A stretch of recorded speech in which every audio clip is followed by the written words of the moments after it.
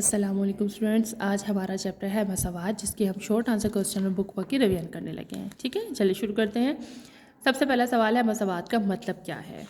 تو یہاں دیکھیے، اسلام میں مساوات سے مراد ہے تمام انسان برابر ہے، تمام انسانوں کے حقوق برابر ہیں. کوسچن نمبر 2 دیکھیے، مساوات پر کوئی ایک قرآنی آیت تحریر کیجیے.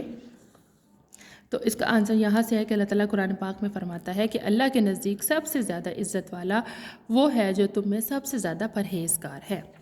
کوسچن نمبر 3 دیکھیے، خطبہ حجت الوداع کے موقع پر آپ صلی اللہ علیہ وسلم نے کیا ارشاد فرمایا تھا. تو یہاں ہے کہ لوگوں، تمہارا رب ایک ہے، تمہارا باپ ایک ہے، تم سب آدم کی اولاد ہو، آدم مٹی سے بنے تھے، تم میں اللہ کے نزدیک عزت والا وہ ہے جو تم میں سب سے زیادہ پرہیزگار ہے.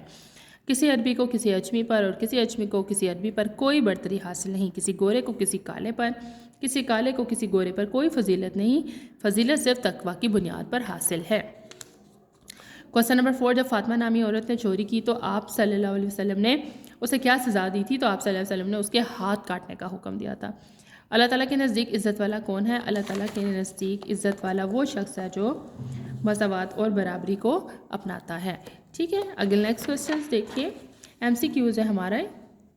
اللہ کے نزدیک عزت والا ہے پرہیزگار. آپ کا آنسر کا کوسچن یہی سے مل گیا آپ کو. مساوات کے معنی ہے برابری کے. سب لوگ اولاد ہیں حضرت آدم علیہ السلام کی. چوری کرنے والی عورت کا تعلق تھا بنو مخزوم سے. صرف تقوی کی بنیاد حاصل ہوتی ہے فضیلت پر.